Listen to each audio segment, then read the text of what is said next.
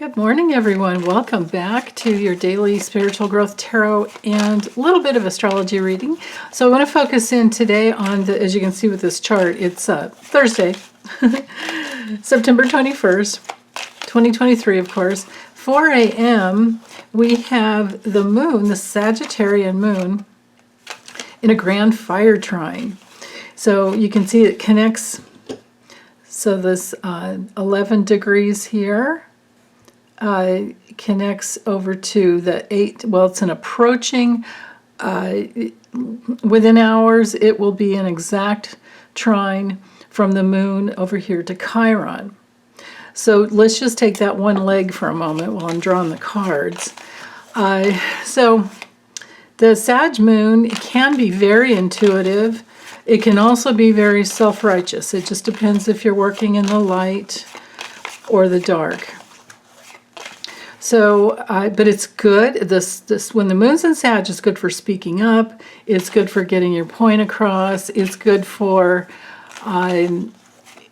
focusing in. What I try to do when the moon's in Sag is really get a handle on, like, what do I really truly believe about, some certain situation in my life. I try to just focus on myself because, I don't have any control over anyone else, right? So with the trine to Chiron, Chiron can bring through our deepest gifts or our deepest wounding. So, of course, to get to your deeper gifts, you have to, your innate, inherent gifts, you have to get through the wounding. So the wounding with Chiron's in Aries is that, abandonment fears, abandonment issues. It can be just impulsive and feeling like you have to be first all the time. Otherwise, you're just not good enough. And that's absolutely not true. And then the worst, like the false belief I had coming in this lifetime, was that I didn't matter.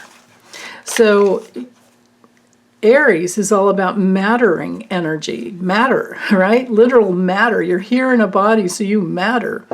And with Pluto up here in Capricorn, that's the lesson now for us, but it's also about integrity. So then let's take this other leg over here from the Sag moon down to Venus. Now that's a beautiful connection there where there's a nice free flow of energy, flow of free energy if you can get into it from the heart. If you can just be with your own heart, come from the heart, then you'll say what needs to be said in the right way. And but we always want to be kind. We don't want to hurt anyone else's feelings just because we know something, right? That's another one of the problems with the Sag moon, is they can be honest to a fault.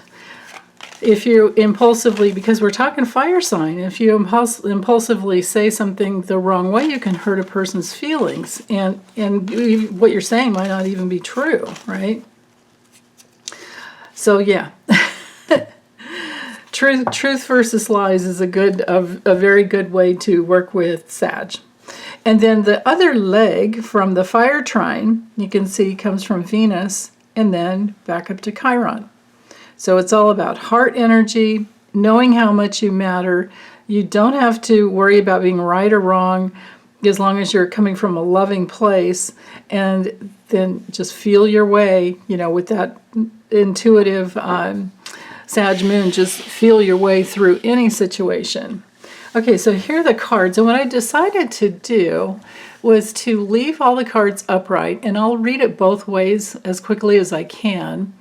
So that you still get to see the meanings, the images, the symbols, the symbolic meanings, but you can decide for yourself which is right for you.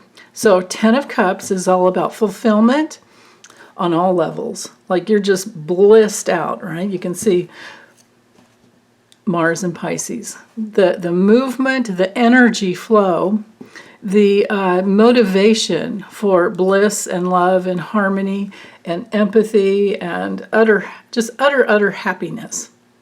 Now, if it's reversed, this is one of my cards for unhappy family, issues that we're still working through. If that were the case, it might be due to financial problems or health problems that you endured as a child growing up with your family. And that, if that's the case, then that could bring through that feeling of there's just too much coming at me, too much talking, too much energy in the house. Maybe a little, just a lot. You know what I mean? Kids don't need a lot. Kids need safety. They don't need constant stimulation, right? So it can be that.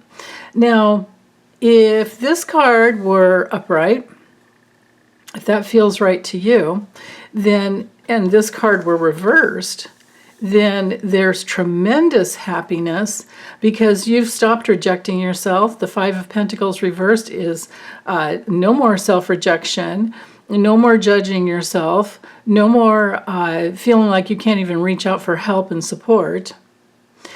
Other hallmarks when the Five of Pentacles is reversed has to do with maybe finding a new job or a new home, just recovery and some type of improvement, you know, on some level in your life. And because of these other two cards, we could say that it has to do with, you know, finding a happy home.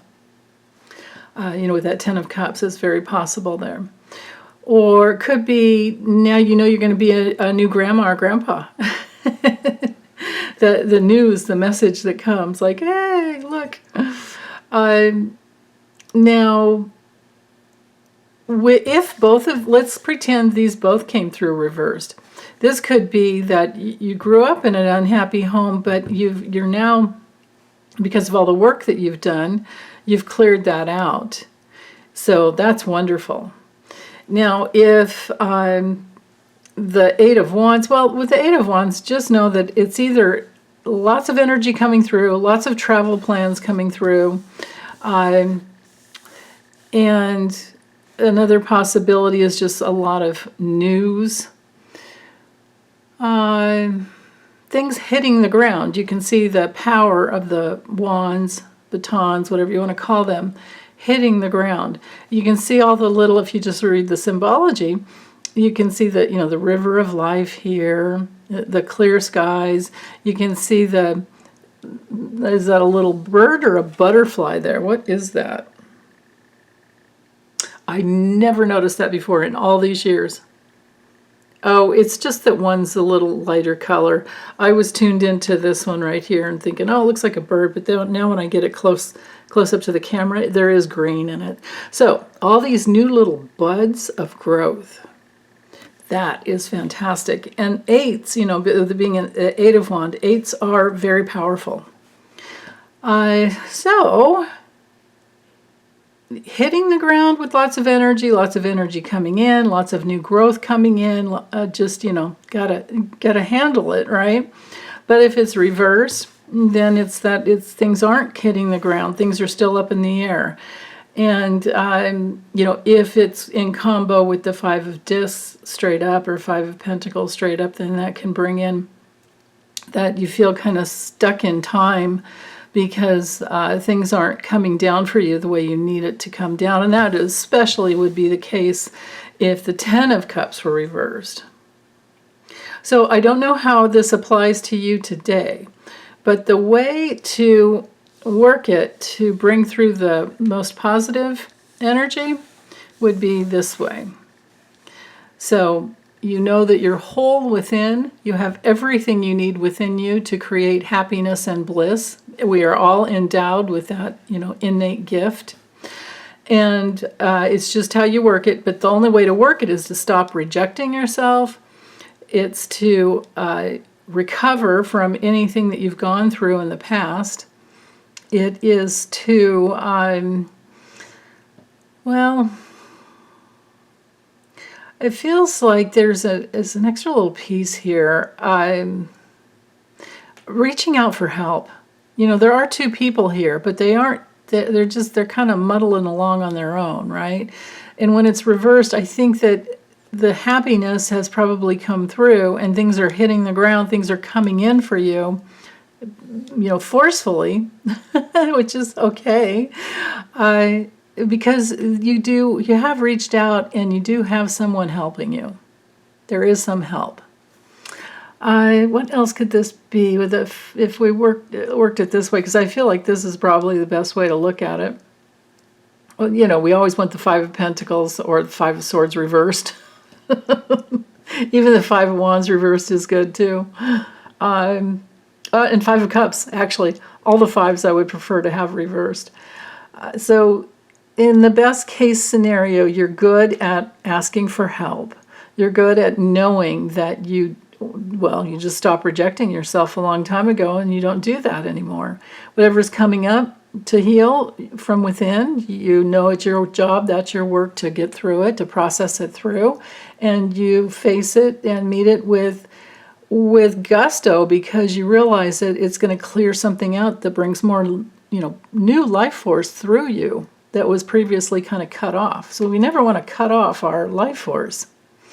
So maybe another part of it would have to do with just feeling some relief, because maybe you've gone into forgiveness about whatever happened in your family when you were growing up. And forgiveness does release a whole lot of life force.